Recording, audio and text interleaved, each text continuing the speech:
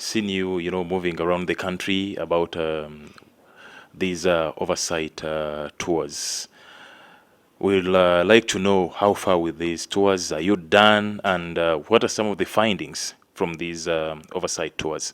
I can tell you in earnest that it's an appalling situation of service delivery. The regime has since abandoned the people, and all their energy is on power.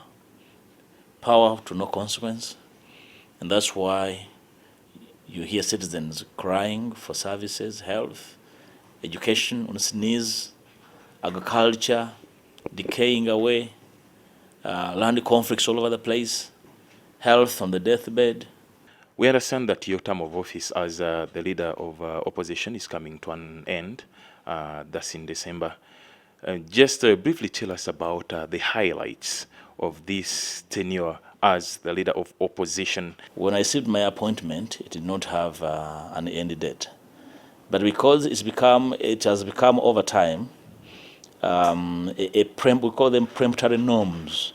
It has become a norm that in December, at the choosing of the party, it may change or leave office bearers.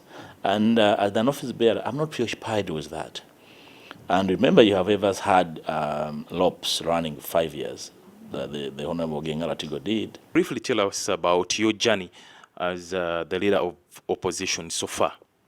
It's been quite revealing, quite engaging, intricate excursion for me.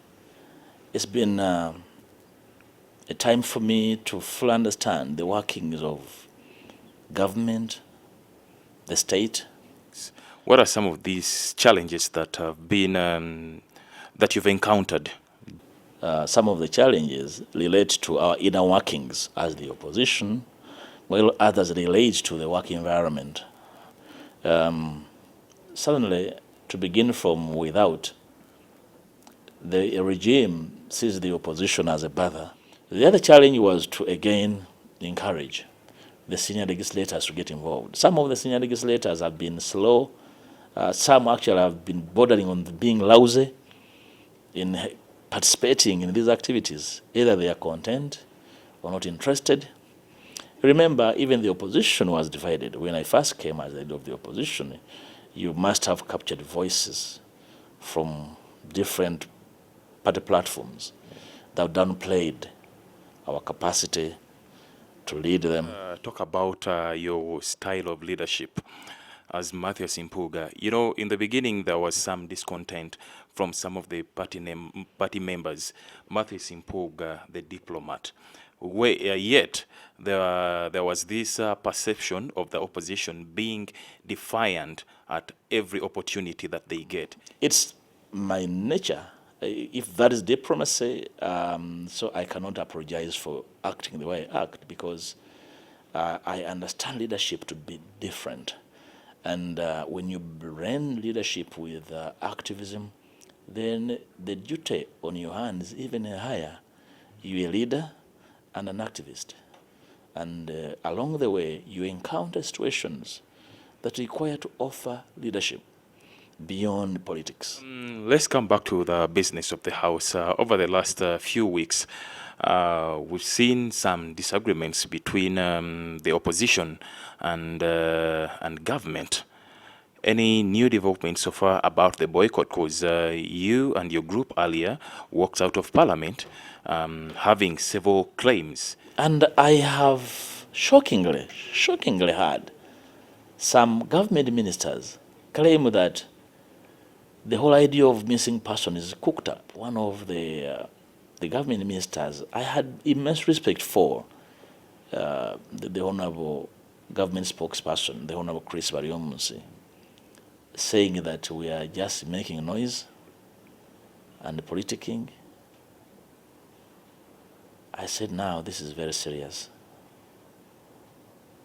And my conclusion was that Honorable Bariomunsi is politically alive, but socially in a comatose.